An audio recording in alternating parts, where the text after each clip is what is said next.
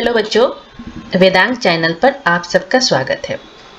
आज हम कक्षा 7 पाठ हिंदी वसंत में पाठ 8 कविता रहीम के दोहे करेंगे, जिसकी कवि रहीम है। तो आज हम इसमें रहीम के दोहे पढ़ेंगे और उसका अर्थ समझेंगे।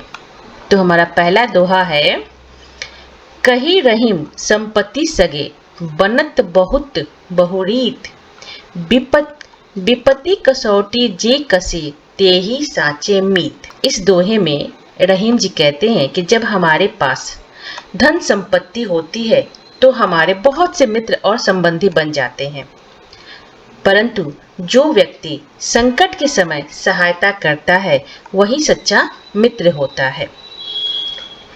अर्थात इस दोहे में रहीम जी ने हमें व्यक्ति की पहचान के बारे में बताया, व्यक्तियों की पहचान के बारे में बताया है।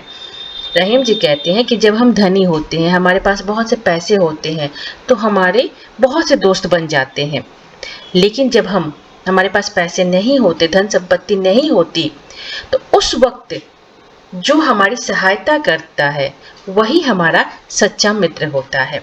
तो इसके कठिन शब्द क्या है वो देख लेते हैं। संपत्ति का मतलब होता है धन, सगे संबंधी मतलब सगे मतलब होता है सगे संबंधी, रिश्तेदार जिसे हम कहते हैं। बनत मतलब बनना, बहुत अनेक, रीत प्रकार, विपत्ति संकट, और कसौटी मतलब परखने का पत्थर।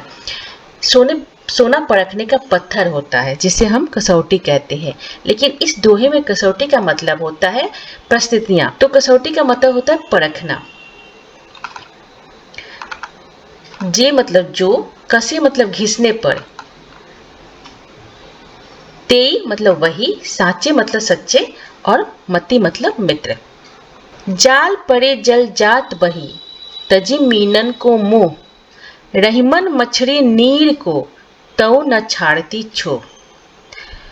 तो इस दोहे में कवि ने जल के प्रति मछली के गहरे प्रेम के बारे में बताया है। मछली जल से प्रेम करती है, पर जल मछली से प्रेम नहीं करता। रहीम जी कहते हैं कि जब मछली पकड़ने के लिए जाल को जल में डाला जाता है तो मछलियों के प्रति मोह को छोड़कर जल शीघ्र ही जाल से बह जाता है। लेकिन मछलियां जल के प्रति अपने प्रेम को नहीं खत्म कर पाती, वे जल से अलग होते ही तड़प तड़प कर मर जाती हैं।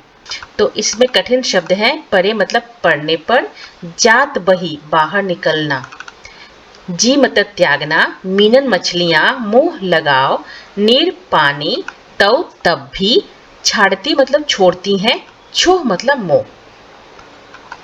तरवर फल नहीं खाते है सरवर पियत न पान, कही रहीम प्रकाज हित संपत्ति संचही सुजान। तो इस दोहे में रहीम जी कहते हैं कि जिस प्रकार वृक्ष जो है स्वयं फल नहीं खाते हैं, सरोवर तालाब स्वयं पानी नहीं पीते, ठीक उसी प्रकार सज्जन व्यक्ति धन का संचय खुद के लिए ना करके परोपकार के लिए करते हैं।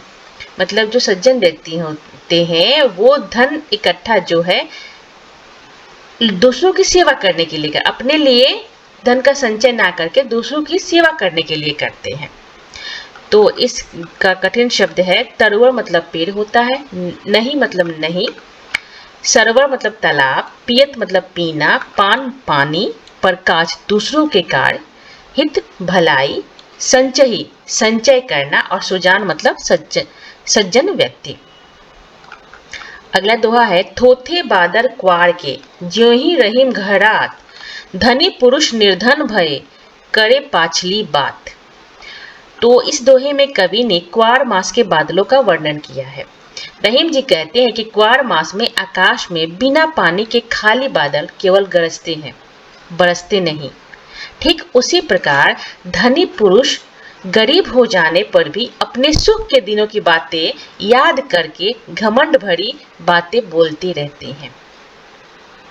यहाँ रहीम जी कहते हैं कि जो धनी पुरुष थे वो गरीब हो जाने पर भी घमंड में ही रहते कि मेरे पास इतना ये पैसा था, हम ऐसे रहते थे, वैसे रहते थे, ये सारी बातें बोलते रहते हैं।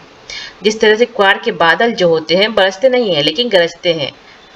तो बादल जब गरजते हैं तो हमें लगता है बारिश होने वाली है, लेकिन बारिश नहीं होती। तो कठिन शब्द यहाँ है थोथे, जल रहित, जिनमें थोथे बादल का मतलब जिनमें पानी ना हो।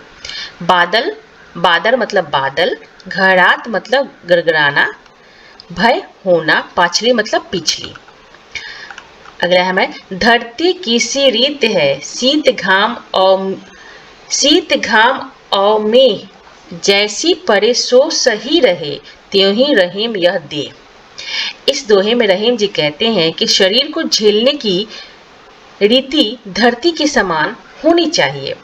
जिस प्रकार धरती सर्दी, गर्मी, वर्षा की विपरीत स्थितियों को सहन कर लेती है, उसी प्रकार मनुष्य का शरीर भी ऐसा होना चाहिए जो जीवन में आने वाले सुख दुख की जैसी भी परिस्थितियां हो उन्हें सहन कर ले। इसमें रहीम जी ये कहते हैं कि जिस प्रकार मान लो सर्दी है और तेज बारिश हो जाए तो मौसम बदल जाता है, परिस्थितियां बदल जाती हैं, लेकिन धरती सबको सहन करती है। उसी प्रकार हमारा शरीर भी होना चाहिए, हमें भी वैसे ही होना चाहिए, चाहे सुख हो या दुख हो, हर स्थिति में हमें एक जैसा होना चाहिए। जैसे दुख के समय हमारा व्यवहार था, सुख के समय भी हमारा व्यवहार ऐसा ही होना चाहिए, कोई चेंज नहीं होना चाहिए। ये बात यहाँ रहीम जी कह रहे हैं।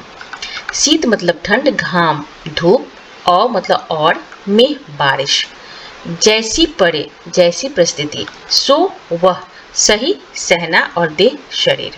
रहीम के दोहे को इस वीडियो में हम लोगों ने पढ़ लिया। अगले वीडियो में हम अगला पाठ करेंगे।